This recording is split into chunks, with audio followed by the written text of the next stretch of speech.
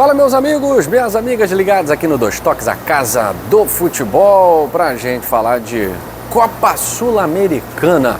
Começa hoje, talvez a Copa Sul-Americana mais difícil de todos os tempos, a mais disputada de todos os tempos, a mais glamurosa de todos os tempos, pelo menos é o que diz a Conmebol, é o que diz todo mundo, afinal de contas.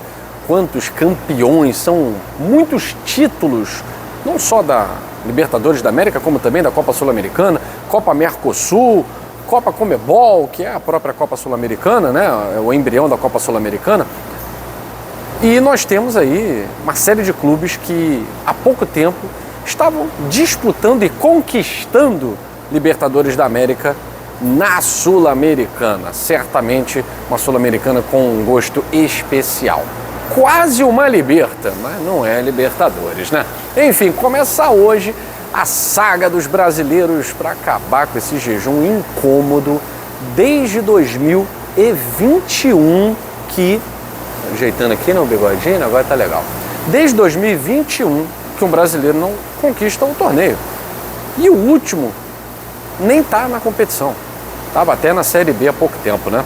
O Atlético Paranaense, o Furacão, uma final com o Red Bull Bragantino, foi o último brasileiro campeão do torneio em 2021. O Red Bull Bragantino está marcando presença. Aliás, é o único brasileiro sem títulos continentais nessa edição da Copa Sul-Americana. Hoje, por exemplo, temos Barracas Central da Argentina e Vasco da Gama. Meio esquisita a situação do Vasco, né? O Vasco da Gama sem Renato Gaúcho. Renato Gaúcho não viajou. Tá bom, né? Enfim, o Vasco favorito, claro, mas é preciso ressaltar que, da mesma forma que no futebol brasileiro existem clubes que não são muito conhecidos lá fora e que acabam surpreendendo, pode ser o caso do Mirassol na Libertadores, apesar de fazer um campeonato brasileiro bem ruim, né? Lanterna do campeonato brasileiro. O futebol argentino também tem das suas surpresas, né? Barracas Central aí na Sul-Americana. Na Libertadores, ano passado foi o Córdoba, Central Córdoba, pouca gente conhecia, disputou a Libertadores pela primeira vez, enfim. O Vasco começa a saga dos brasileiros hoje na Argentina. Vale lembrar que essa Sul-Americana com cara de Libertadores não se deve somente a Vasco, campeão da Sul-Americana lá nos anos 40, né, do embrião. O embrião da Copa Sul-Americana é a Copa Conmebol. Foi a Copa criada para ser a UEFA, né? Você tem a Champions League, tem a UEFA, né? A Europa League hoje.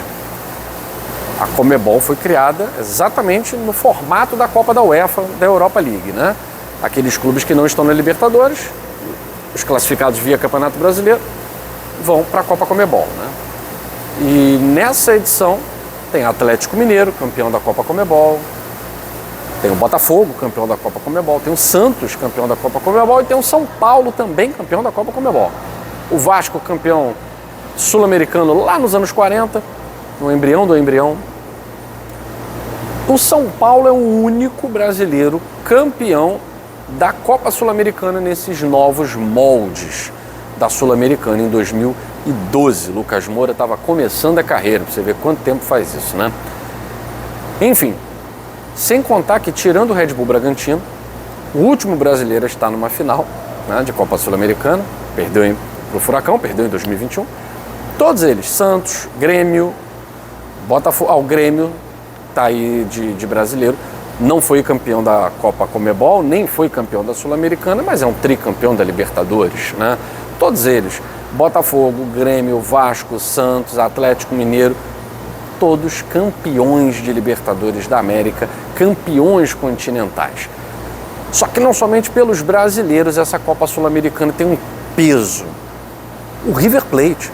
O River Plate foi o único argentino capaz de ameaçar o domínio brasileiro na Libertadores da América.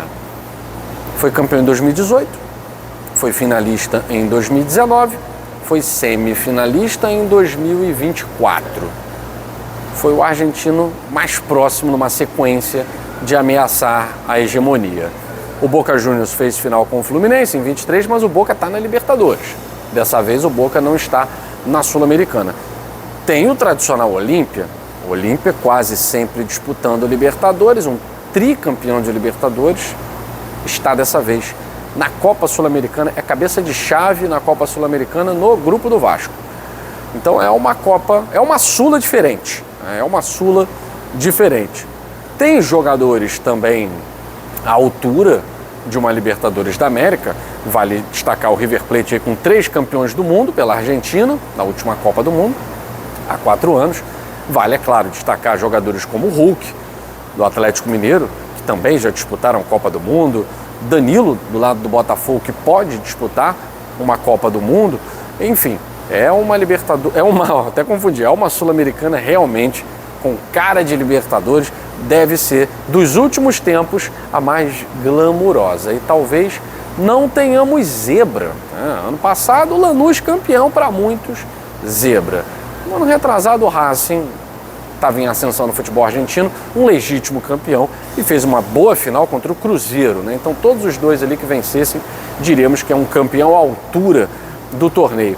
Mas temos visto aí nos últimos anos algumas zebras levando a Copa Sul-Americana. Será que um desses campeões de Libertadores vai levantar o caneco da Sula esse ano? Qual é a expectativa para o seu time? Bom, o momento do Vasco é um momento bom. Dá para dizer que é um momento bom pensando em Copa Sul-Americana. O Vasco vinha bem no Campeonato Brasileiro, perdeu o clássico para o Botafogo. Não acho que isso vá mudar o clima no Vasco. Acho que o Vasco vem num momento bom para jogar essa Sul-Americana. O Atlético Mineiro também vem num momento muito bom, num momento de ascensão. Vem de vitórias seguidas, goleada fora de casa, venceu dentro de casa no fim de semana. Então o Eduardo Domingues começa a engatar um trabalho interessante no Galo. São Paulo está muito bem. Mesmo que o trabalho do Roger Machado tenha aí tido críticas, o cara acabou de chegar, críticas. São Paulo é vice-líder do Campeonato Brasileiro. Então o São Paulo está num bom momento.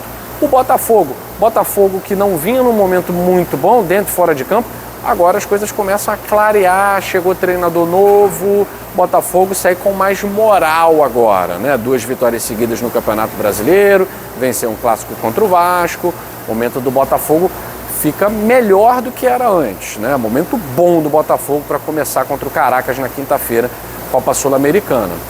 O Santos vive um momento de inconstância, tá?